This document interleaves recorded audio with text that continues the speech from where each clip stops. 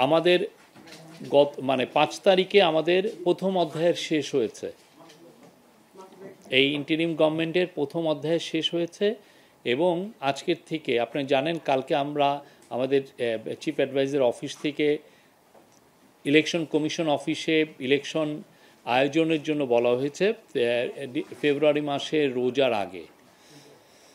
তো আজকের থেকে উনি বলেছেন যে আজকের থেকে দ্বিতীয় অধ্যায় শুরু এবং উনি বলেছেন যে এই দ্বিতীয় অধ্যায়ের প্রথম এবং প্রধান কাজ হলো নির্বাচন সুন্দরভাবে করা, এটাই প্রধান কাজ। এছাড়া আরও দুটো কাজ তো আমাদের আছে প্রাইমারি কাজগুলোর মধ্যে। একটা হচ্ছে যে রিফর্ম। এই রিফর্মের বিষয়ে আপনারা শীঘ্রই শুনবেন যে ডক্টর আলী রিয়াজ সম্ভবত একটা প্রেস কনফারেন্স করবেন, এখানে উনি আরও হাইলাইট করবেন যে জুলাই চার্টারে বিশেষ করে কনস্টিটিউশনাল রিফর্ম এর যে বিষয়গুলো যেগুলো আছে সেগুলো নিয়ে ওনাদের কি কি প্রোগ্রেস আছে সেটার উপর আপনাদেরকে আপডেট করবেন। আর হচ্ছে ট্রায়াল নিয়ে প্রায় আমাদের আইসিটির যিনি চিফ প্রসিকিউটর তাজুল ইসলাম ভাই আপনাদেরকে জানান, তো উনিও সামনে আপনাদেরকে এখন নিয়মিত আপডেট দিবেন।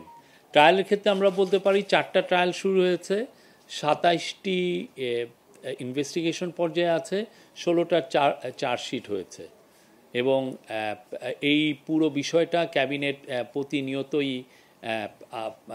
এটা আপডেট নিচ্ছেন সংশ্লিষ্ট সবার কাছ থেকে। আজকের মিটিংয়ে কাউন্সিল অফ অ্যাডভাইজার দুইটি কংগ্রেচুলেশন মানে প্রস্তাব গ্রহণ করেন। একটা হচ্ছে যে তারা শেখ বশির উদ্দিন আমাদের কমার্স অ্যাডভাইজারকে কংগ্রেচুলেশন জানিয়েছেন, কারণ আপনি জানেন উনি সাকসেসফুলি আমাদের যে ইউএসের সাথে যে ট্যারিফ টক্সটা সেটাকে উনি লিড করেছেন। আপনি জানেন আমরা ইউএস আমাদের উপরে 20% ট্যারিফ ইম্পোজ করেছে এবং যেটা সত্যিকার অর্থে আমাদের যারা কম্পিটিটর তাদের থেকে আমরা বলবো যে আমরা একটা এখন মোটামুটি একই বা ভালো অবস্থানে আছি। আর council of adviser also Mustafa Sarwar ফারুকিকে শুভেচ্ছা জানিয়েছেন। জানেন উনি গত এই জুলাইয়ের যে 36 দিন, এই জুলাইয়ের যে পুরো অনুষ্ঠানমালা উনি এটার একজন নিজের থেকে দাঁড়িয়ে থেকে উনি নেতৃত্ব দিয়েছেন এবং এটা একদম সুচারুভাবে কমপ্লিশন হয়েছে।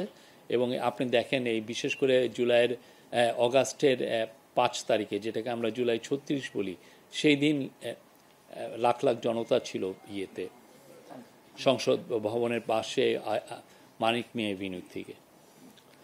এইটা আজকের প্রথমে। আর অন্যান্য বিষয় যেটা হয়েছে যে আজকে ক্যাবিনেটের তরফ